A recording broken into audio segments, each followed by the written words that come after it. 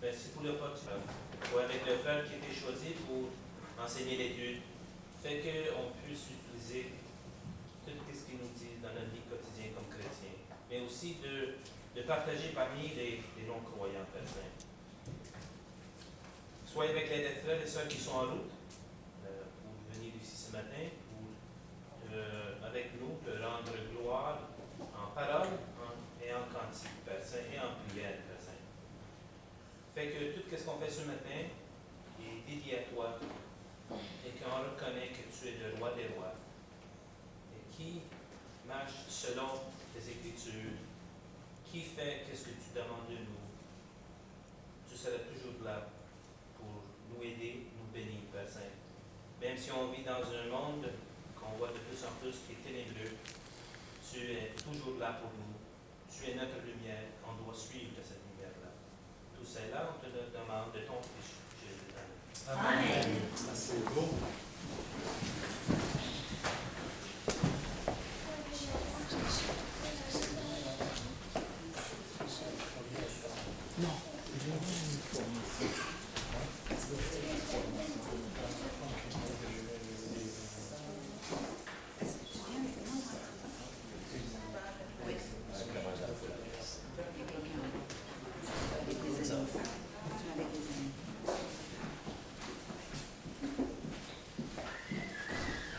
Bien, nous allons commencer l'étude de ce matin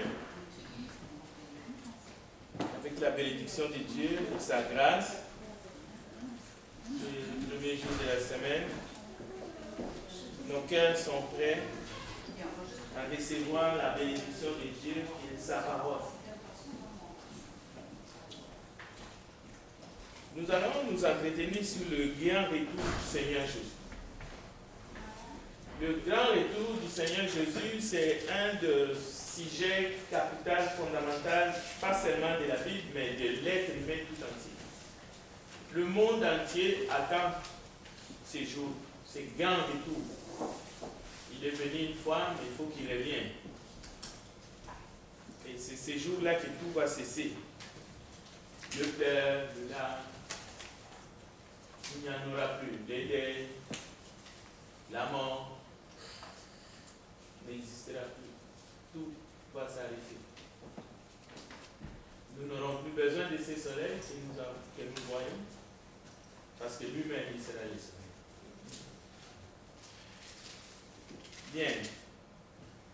Donc, avant tout, je voulais vous saluer au nom de notre Seigneur Jésus-Christ. Mais en même temps, comment cela se fait-il que le retour de Jésus ne soit pas déjà arrivé? Nous avons l'habitude de dire qu'il arrivera bientôt, qu'il arrivera en son temps. Mais comment ça se fait? Il est possible que nous sommes impatients, nous avons commencé à nous impatienter. Que Dieu nous aide. Parce que la démarche, ce n'est pas de vous apprendre les retours, mais c'est d'aller enlever. Parce que qu'est-ce que le diable fait? Lorsqu'il nous tente, il ne va pas loin. Il utilise la parole. Il y a des paroles qui sont en nous, qu'on les comprend mal, on l'utilise mal. C'est pour cela aujourd'hui, les défis, c'est d'aller déterrer une parole qui est en nous, que nous connaissons, qui est Bible, mais que l'ennemi a tordu le sens. C'est comme ça qu'il a fait pour tenter Jésus. Il a juste utilisé la parole. C'est comme ça qu'il a fait quand il a tenté Adam. Il a utilisé la parole. Il a dit non, vous ne mourrez point. Avec Jésus, il a dit, il est écrit que. Bien. On va voir si on y arrivera. C'est pour cela que je dis que Dieu nous aide à aller bien donner le sens à ce que Dieu a dit. Parce que le diable donne un autre sens à ce que Dieu a dit en nous. Quand vous avez rendez-vous avec des gens d'une certaine culture, qui ont toujours tendance d'arriver en retard, en nous, on sait déjà, ces gens-là arrivent tout le temps en retard. Peu importe, même s'il y a des exceptions, mais au fond de nous, on a un préjugé. Cela veut dire qu'on a pris tout le monde, on a mis dans un sac. C'est comme ça que ça se passe. Mais c'est comme ça aussi que le diable agit avec la parole. Les chrétiens ont tendance à projeter, avec le retour de Jésus, le même modèle d'attente d'une soirée entre amis. On a une soirée entre amis, mais on sait que tel vont arriver en retard. J'ai vu des gens qui ont programmé leur mariage, ils ont donné aux gens une fausse heure que le mariage va commencer. C'est seulement pour permettre que tout le monde soit là quand ils veulent. Alors si le mariage va commencer à 16h, ils vont donner midi ou 13h. Vous voyez un peu l'attente. On attend des gens, on attend des amis, on attend des visiteurs, mais on sait déjà comment ça va finir. Alors, on projette les choses. Alors la même chose aujourd'hui, est-ce qu'on a tendance de donner à Jésus une fausse heure parce que finalement, il ne revient toujours pas? Je vais vous donner des exemples dans la Bible. Parce que nous sommes toujours en attente. Marthe et Marie, ils ont été en attente. Le Seigneur n'est pas arrivé à l'heure. Au point que leur frère est mort. Un deuxième exemple. Un soldat romain, il s'appelle Jairus. Lui, il va vers Jésus. Il lui dit, ma petite fille est en train de mourir. Dépêche-toi. Pour aller les sauver, pour aller les guérir. Mais là, ce n'est pas que le Seigneur traîne les pieds, mais attention. Il passe le temps à guérir d'autres personnes sur la route, entre autres une madame qui, elle était malade depuis 12 ans de perte de sang et qui est venue toucher Jésus. Et regardez comment est-ce que Jésus va traîner. Il arrête les cortèges parce qu'il n'était pas seul. Il était en train d'avancer avec une foule. Il arrête les cortèges. Il veut savoir qui l'a touché. Alors imaginez maintenant le chef. Ce n'est pas n'importe quel soldat romain. Jésus, dépêche-toi. Ma petite fille est en train de mourir. Cette dame, elle est malade depuis 12 ans. Elle sera encore malade demain. Mais ma petite fille, elle n'a pas encore fait la vie. Elle n'a même pas encore vu du sang. Est-ce que vous comprenez? L'impatience. Et finalement, pendant que Jésus est en train de perdre du temps, en train de guérir cette dame qui n'a peut-être pas besoin d'être guérie, selon l'officier, les gens viennent de la maison où se trouvait la petite. Elle est déjà morte. Elle est morte. Cela veut dire, tu n'étais pas dépêché, Jésus. Elle est morte. Ça ne vaut plus la peine. Tu peux retourner seulement parce qu'il fallait te dépêcher, parce que quand il était malade, tu aurais pu le sauver de la maladie. Maintenant qu'elle est morte, c'est fini. Laissez tomber. Ok, on regarde le texte. Bon. Voici les textes qu'on va essayer de ramener dans le bon sens. Vous connaissez ce texte. Nul ne connaît les jours, nul ne connaît l'heure du retour de Jésus. C'est un texte qui est dans la parole. Et c'est ça qui résonne tout le temps dans notre tête, dans notre esprit. Nul ne connaît les jours, nul ne connaît l'heure qu'il va revenir. Et ça s'arrête là. Et parce que nul ne connaît l'heure, nul ne connaît les jours, peut-être qu'il reviendra plus. On ne sait pas ça. Depuis que nos pères ont existé, il n'est jamais revenu. C'est ça l'attitude du monde. Alors, ces versets-là, nul ne connaît les jours, nul ne connaît l'heure de son avènement. J'espère que le diable, l'ennemi, n'a pas tordu ces versets pour vous donner des pensées, des idées qui sont farfelues. Farfelues, ça veut dire de non-sens. Il tarde, il ne reviendra peut-être pas. Ce monde-là restera comme ça. On va continuer à prier, on disparaîtra. Les autres, ils disparaîtront. Il ne viendra pas. Ça fait 2015 qu'on est en train de dire qu'il revient bientôt, qu'il revient bientôt, qu'il revient bientôt, qu'il revient bientôt. Mais il ne revient pas.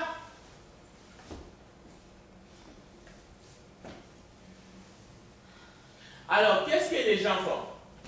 le diable a réussi à nous avoir. On ne fait qu'attendre. Qu'est-ce que signifie attendre? Attendre, mais à ne rien faire. Cela veut dire qu'on ne fait rien, on attend seulement. On attend dans tous nos états, on attend dans nos péchés, on attend dans nos caractères, on attend notre mort. Mais est-ce qu'on attend vraiment le retour de Jésus?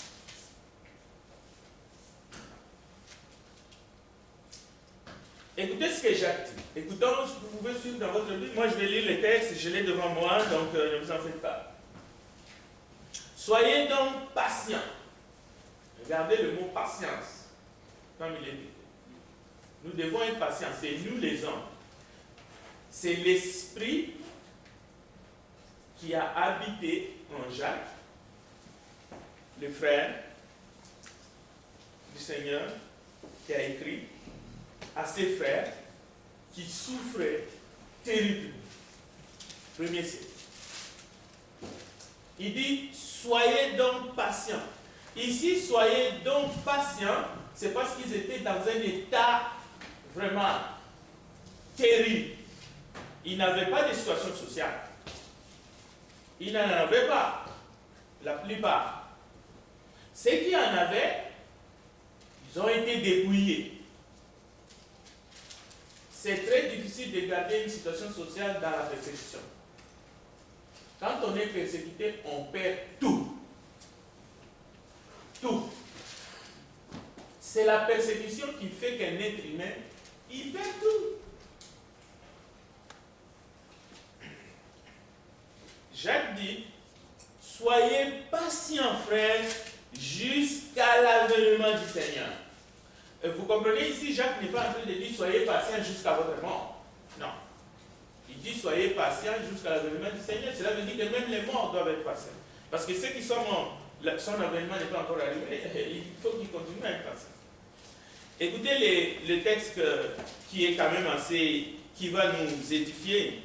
Voici le laboureur attend le précieux fruit de la terre, prenant patience à son égard, jusqu'à ce qu'il ait reçu les pluies de la première saison et de l'arrière saison.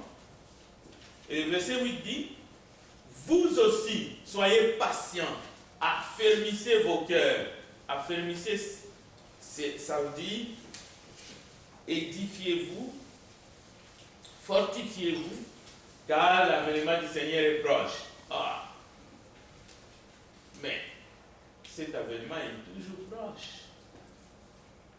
C'est comme il y a un texte, quand vous étudiez la Bible, c'est la dernière heure. C'est la dernière heure. Bien. Maintenant, la question voici.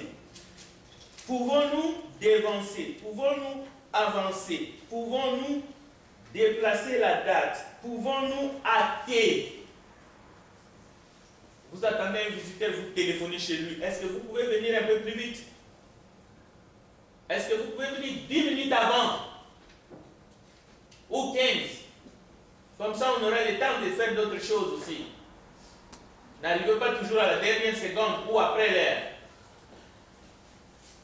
Avant de répondre convenablement à cette question, laissez-moi vous raconter une histoire. C'est une histoire qui est présentée par Jésus pour nous faire comprendre les choses de Dieu. On ouvre cette histoire dans l'évangile de Matthieu au chapitre 22. Il y avait un roi, vous n'avez pas besoin d'aller chercher, noter les textes, vous lirez à la maison, parce que je vais aller vite. Il y avait un roi qui fit des noces pour son fils. Quand tout était prêt pour les grands festins, il envoya des serviteurs dire aux conviés. Il envoie des serviteurs dire aux conviés, venez, car tout est prêt. Écoutez bien là. Venez, car tout est prêt. Mais le problème, c'est que quand tout est prêt pour les grands festins, le maître envoie les serviteurs dire aux invités, venez car tout est prêt. Mais tous refusèrent de changer leur agenda et d'abandonner leur projet pour répondre à cette invitation du roi. Ils ont des agendas. de changer leurs agendas et ils ne veulent pas répondre à l'invitation. Alors le roi fut irrité. Irrité, ça veut dire colère. Il se met en colère. Je sais que nous n'aimons pas qu'on se met en colère. Mais dans l'histoire de Jésus, c'est le maître, c'est le roi qui se met en colère. Un roi en colère, c'est pas beau. Alors le roi fut irrité et il dit à ses serviteurs, les noces sont prêtes, mais les conviés n'en étaient pas dignes. Allez donc dans les chemins et invitez tous ceux que vous trouverez jusqu'à ce que la salle des noces soit pleine. Donc, dans cette histoire, celui qui attend, c'est le roi. C'est lui qui est impatient. C'est pour ça que je dis, il y a un verset que le diable utilise, que nous connaissons.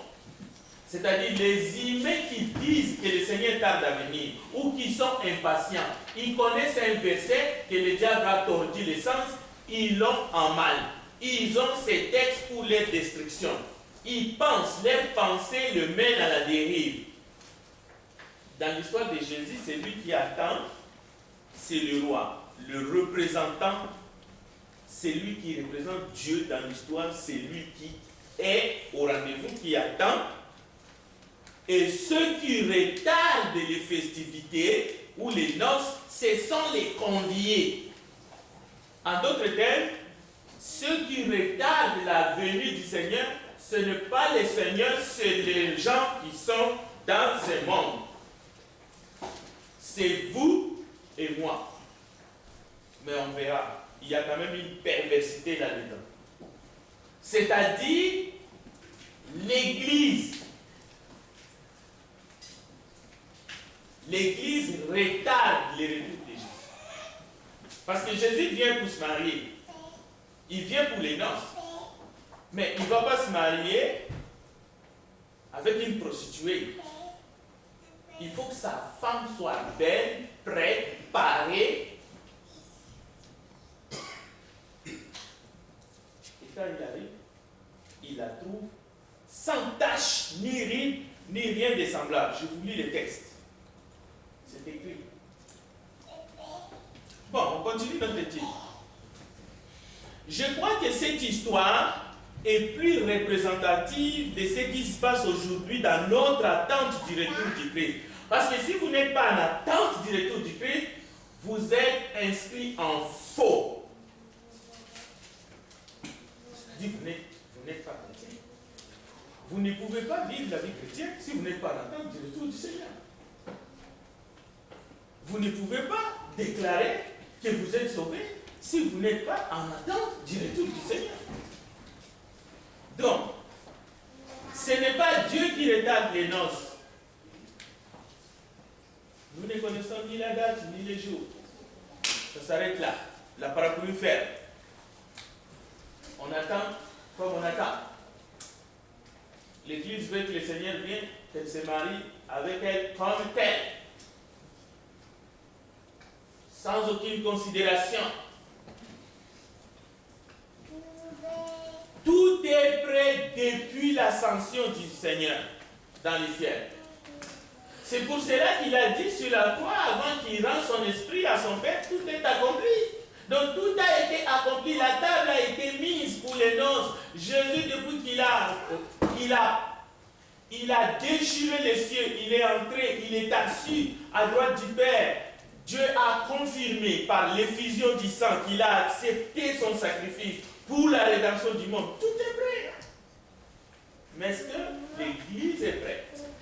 Sa femme, l'épouse, est prête. Est-ce que tu es prêt? Est-ce que je suis prêt? C'est qui retarde les noces? C'est lui qui tarde à venir ou c'est nous qui ne voulons pas qu'il revienne parce qu'on est mieux ici? On est mieux dans nos péchés, on est mieux dans nos caractères, on est mieux dans tout ce qui fait que lui, il ne peut pas se marier avec nous. Qui retarde qui? C'est le roi qui convie ou ce sont les conviés qui ont des agendas et qui ne veulent pas changer leur agenda? Bien, cherchez 2 Pierre chapitre 3 verset 9. Ça, j'aimerais que vous les trouviez cette fois-ci. Parce que le texte dit un message qui est fondamental. Cela veut dire qu'il ne faut plus même penser, ni ne connaît les jours, ni ne connaît l'heure. Non. Ça vient. C'est quelqu'un qui est en train d'utiliser ça pour te faire endormir. Non, oubliez ça. Oubliez ça. Ou lisez-le dans le contexte. 2 Pierre chapitre 3 verset 9. Le Seigneur ne tarde pas dans l'accomplissement de la promesse de son retour. Voilà la vérité. Lui ne tarde pas, lui il ne traîne pas. Il n'a jamais traîné pour aller secourir Lazare. Il n'a jamais traîné pour aller guérir la fille de Jairus. Parce que cette femme qui était malade, elle aussi était un enfant d'Abraham. La preuve, c'est que lorsque Jésus arrive là où l'enfant était malade, qu'est-ce qu'il fait? Il chasse tous les pleureurs professionnels qui ont rempli la maison en train de pleurer. Il entre là où était l'enfant. Il appelle juste sa mère et quelques personnes qu'il a vues, qui avaient une foi stable. Et il dit à l'enfant, Talita Koumi, lève-toi. L'enfant s'est mis debout. La même chose, lorsqu'il arrive là où était Lazare, 4 jours après, il sait ce qu'il va faire. Lui, il n'est pas inquiet. Il pleure à cause de l'incrédulité des gens qui sont là. Et il prie seulement pour ceux qui sont là. Lui, il sait que son père l'exauce. Il dit, Lazare, sort. Et les morts sortent. Donc, le Seigneur ne tarde pas dans l'accomplissement de la promesse comme quelques-uns les croient. Où est son accomplissement depuis qu'on a dit? Mais la Bible dit, écoutez, il use de patience envers vous. Ça veut dire envers moi. Il use de patience envers moi, ne voulant pas qu'aucun périsse. Pas seulement moi, mais tous. Ne voulant pas. C'est-à-dire les gens là qui ont refusé l'invitation. À cause de la grâce de Dieu, Dieu n'agit pas comme les rois dans l'histoire. Parce que les rois dans l'histoire, il dit allez chercher les autres. Ceux-là sont indignes. Mais aujourd'hui, dans la grâce pour de vrai, Dieu dit, malgré que nous sommes indignes, il ne veut pas qu'on se perde, il veut qu'on rentre. Ce matin, c'est qui ne voudra pas rentrer et dire qu'il n'a pas compris? Ou c'est qui va continuer à dire, ah moi, c'est qui ne viendra pas, je vais mourir de toutes les façons. Peut-être à la résurrection, on verra. Ah, il traîne. J'aurais voulu qu'il vienne. Comme ça, je ne vais pas mourir. Parce que la Bible dit, nous ne mourrons pas tous. Ceux qui seront vivants, s'ils viennent, ils vont être transformés. Ce serait ça. Non. La Bible dit, ce n'est pas lui qui traîne, c'est nous. C'est l'Église. Bon. Il ne veut pas, il use de patience envers vous, ne voulant qu'aucun périsse, mais voulant que tous arrivent à la repentance. Donc, quand Dieu dit tous, c'est tous. Cela veut dire, quand tu regardes à ta gauche, regarde à ta droite, tu dis à ton frère, écoute, Dieu veut que tu te répandes. Il n'y a pas de catégorie de gens qui ont besoin de se repentir et d'autres qui n'ont pas besoin de se repentir. Il n'y a pas de personnes qui sont là que Dieu ne veut pas qu'ils se repentent. Il n'y en a pas. Ça, c'est la volonté de Dieu. Il veut tous. C'est-à-dire la personne que tu connais là, ton ami, ton frère, ton cousin, ta tante, je ne sais pas moi, les musulmans, les catholiques, les mormons, tous. Jacques chapitre 5, verset 7 à 8, Jérémie.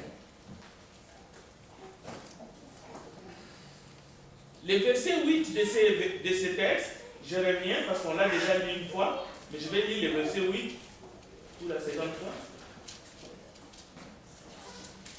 Bien.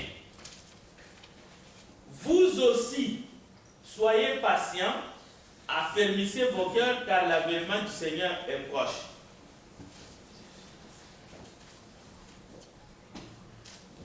Dieu attend que son Église, parce que quand on parle de l'Église aussi, il y a un piège.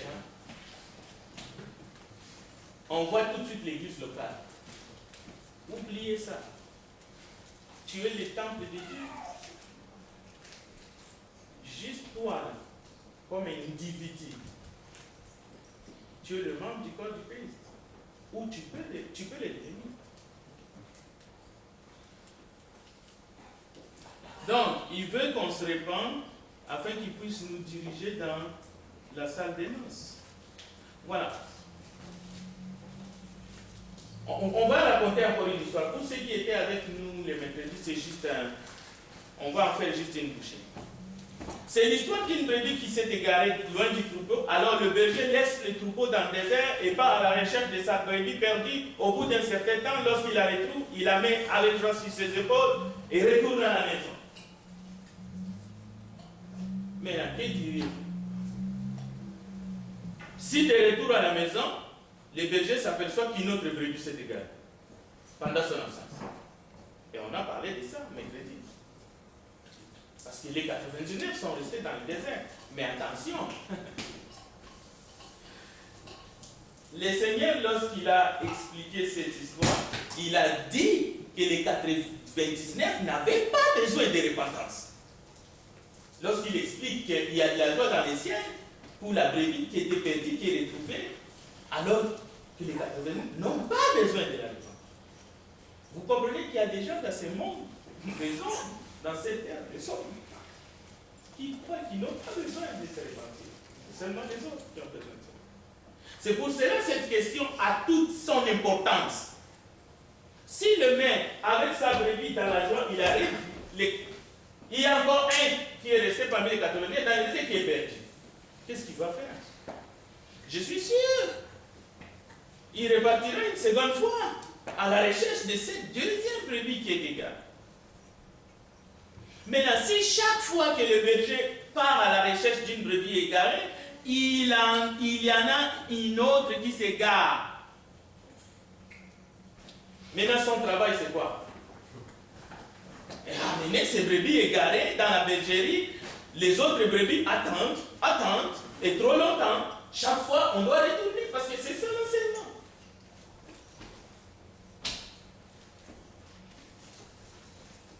Depuis 10 ans, il y a eu ici tellement de brebis égarées. Des jeunes filles, des jeunes garçons. Je vois les photos défiler maintenant même dans ma tête. Je les vois là où ils étaient assis. Des adultes, des personnes âgées. D'autres sont égarés, pas loin ici, à Montcellé. Les autres sont égarés dans les dénominations. Et les autres sont égarés dans des maisons. Au moment où on se parle, ils sont dans des maisons. Elle est dans sa maison, égarée.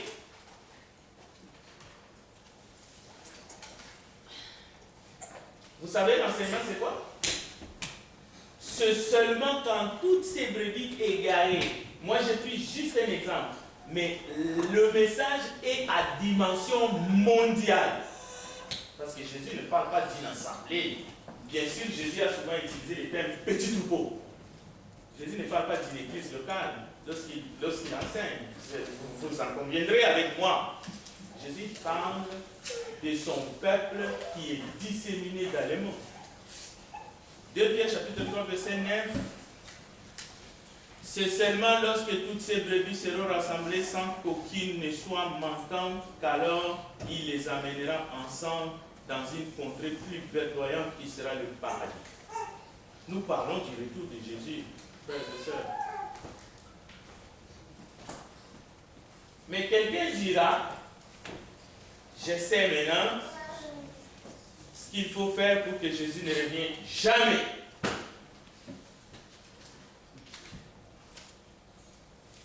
Regarde, je sais ce que je veux faire.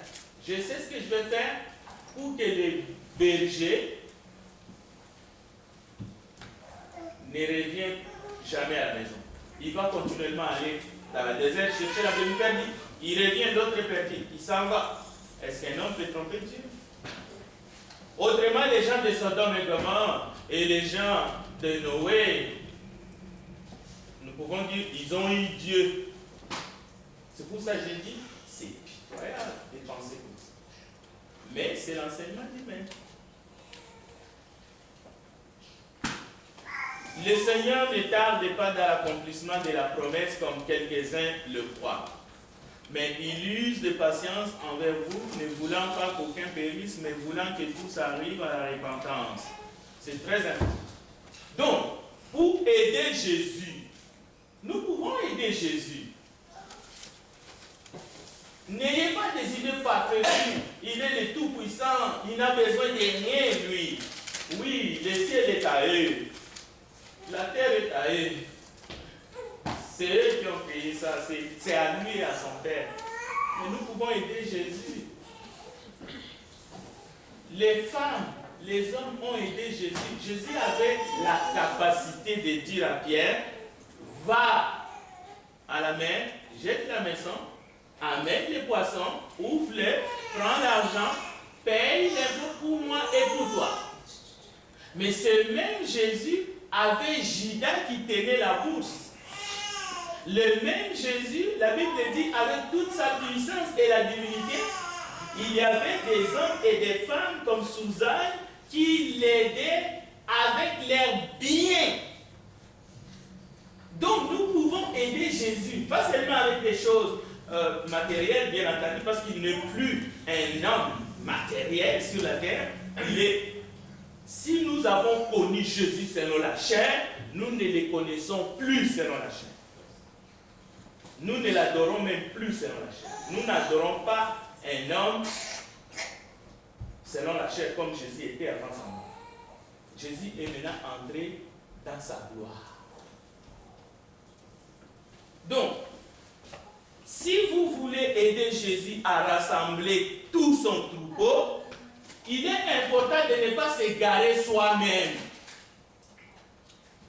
Parce que si tu t'égares, tu ne l'aides pas. C'est lui le berger. Donc il a été cherché. Souvent, dans l'église, on perd du temps énormément pour essayer d'accommoder les gens qui sont à l'intérieur.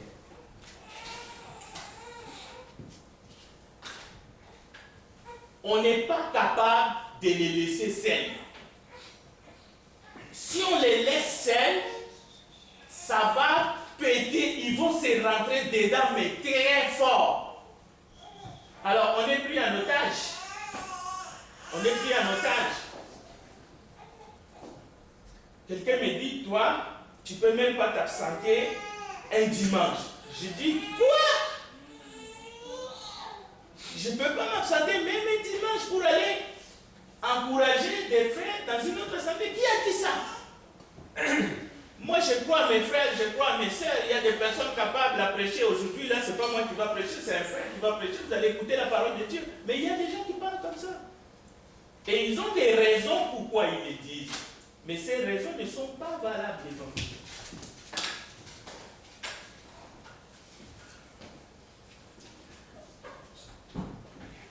Bon. Il y a une façon pour toi et moi d'attendre le retour de Jésus, d'hâter le retour de Jésus. De dire, viens Seigneur Jésus. Il ne s'agit pas de le dire en parole. Mais si nous nous préparons, si nous travaillons, nous faisons un travail en soi, si nous nous sanctifions, si l'Église se sanctifie, si l'épouse se fait belle, elle est prête, elle est parée, elle est sans tache, elle est prête pour le mariage, le maître vient.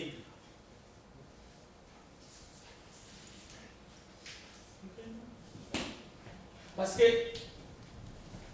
la salle des noces est prête. Jésus attend que l'Église, son épouse, soit prête. Bien des personnes ne se rendent pas compte qu'elles doivent être, comment elles doivent être. L'Église doit se rendre compte comment elles doivent être. Ce matin, frères et sœurs, chacun pour sa part, tu dois savoir comment tu dois être pour que le Seigneur revienne et que tu puisses être avec lui pour l'éternité. C'est ça le problème, c'est ça la question. C'est ça la mission de l'Église sur la terre. Oui, l'Église est en train de moissonner dans les champs de Dieu. Mais en même temps, chaque membre du corps du Christ, chacun doit être prêt. Moi, je travaille. Paul a dit, je traite durement mon corps. Le problème n'est pas que tu essaies de me regarder, moi. Traite durement ton corps. Moi, je vais traiter durement mon corps. Est-ce que toi, tu es prêt?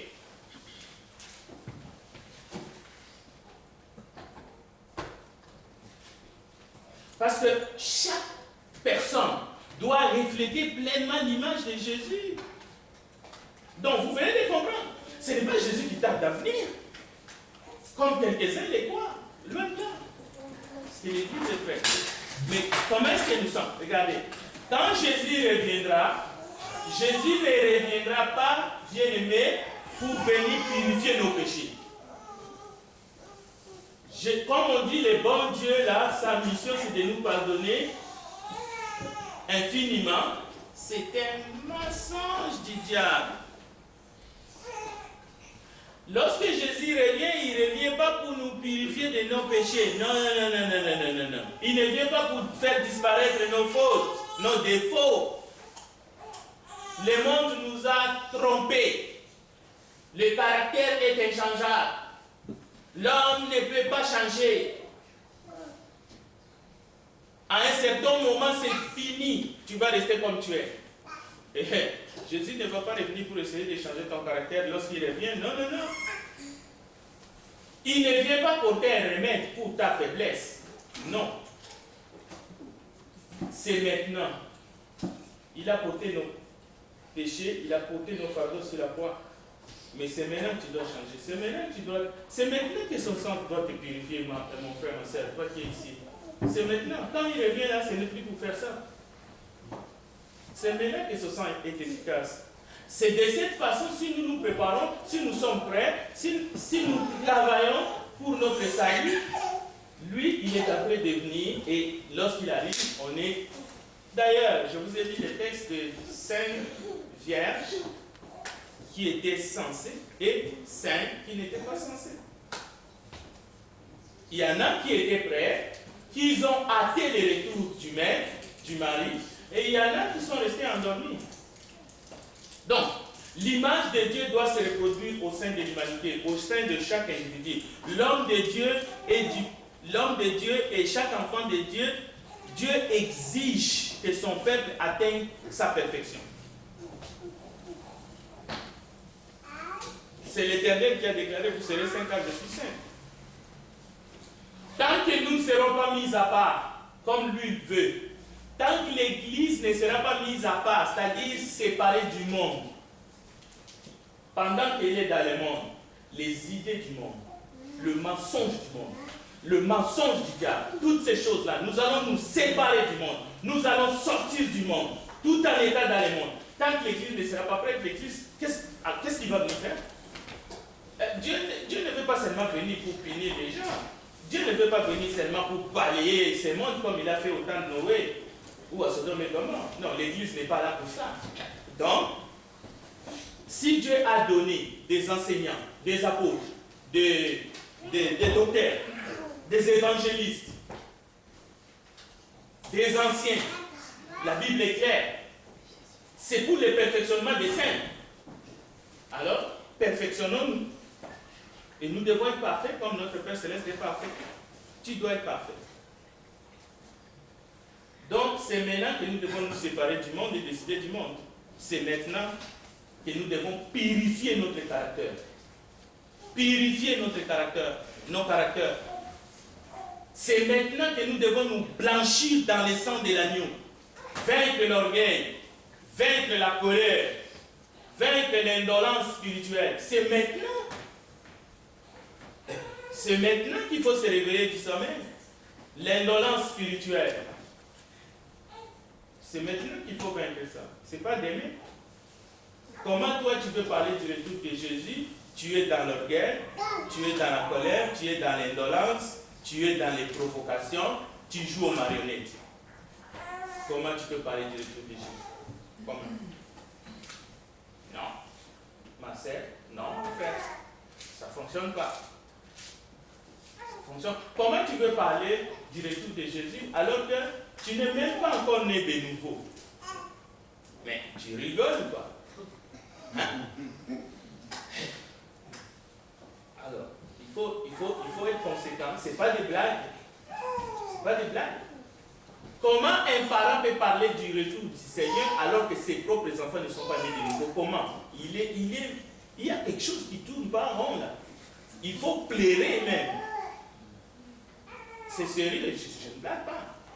C'est sérieux. Nous devons plairer et prier, nous mettre à genoux et prier à Dieu toute la nuit. En tout cas. Ok. Jésus est venu ici-bas pour nous rendre participants de sa nature divine. C'est Pierre qui le dit.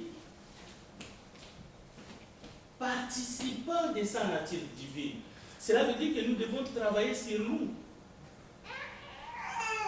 Chacun doit faire un travail.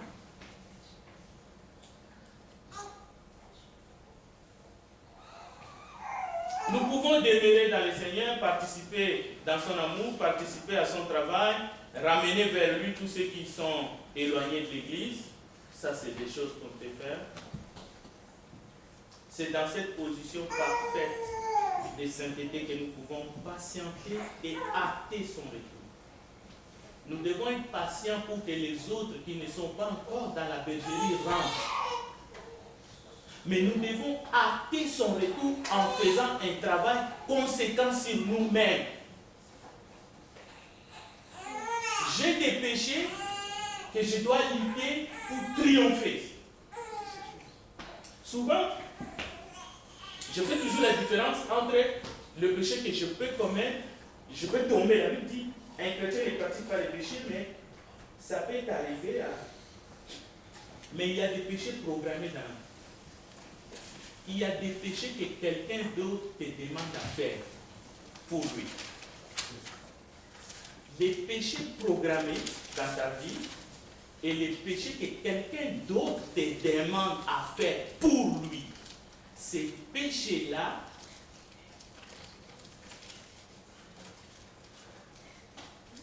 au retour de Jésus, le Seigneur dira, j'ai créé des hommes intelligents, mais toi vraiment, tu n'as pas usé de ton intelligence. Tu n'as rien fait dans le monde. C'est pour ça que vous allez remarquer, quand je pêche, les diables, Dieu ne blâmera jamais les diables. Si quelqu'un me demande de pécher, de faire quelque chose, Dieu ne va pas les blâmer. Moi, je vais me blâmer. C'est pour cela que j'ai toujours dit, je dis toujours à mes frères, si vous me demandez quelque chose à faire que je ne peux pas, ne pensez pas que je peux vous empêcher de le faire. Faites-le vous. Seulement ne me demandez pas à moi de faire quelque chose que je ne peux pas. Pourquoi? Je me prépare, moi, j'essaie de hâter le retour du Seigneur à ma façon. Si je le refuse de le faire, c'est parce que ce n'est pas bon pour moi. Toi, fais-le. C'est simple, mes frères. C'est un principe que nous devons comprendre. Quand tu demandes à quelqu'un de faire quelque chose, la personne te dit non. Fais-le toi.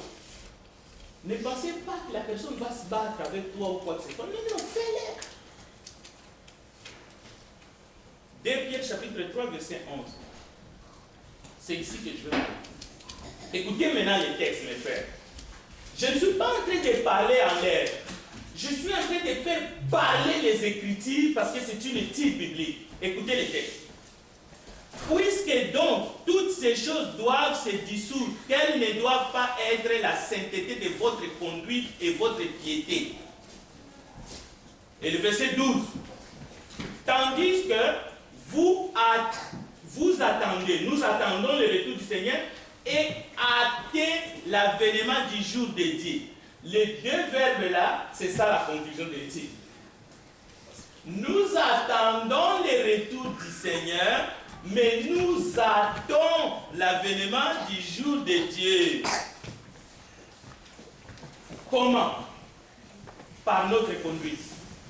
Donc, par votre conduite, par votre sanctification, votre sainteté, vous hâtez l'avènement de Dieu. Alors ne dites plus, comme les moqueurs, il tarde à venir. Où est le jour de son avènement? Est-ce que toi, mon frère, qui est ici ce matin, est-ce que tu hâtes l'avènement du Fils de Dieu? Est-ce que nous attendons son retour? Amen. Que Dieu bénisse ta femme. Je ne sais pas si les commentaires, je peux toujours prendre.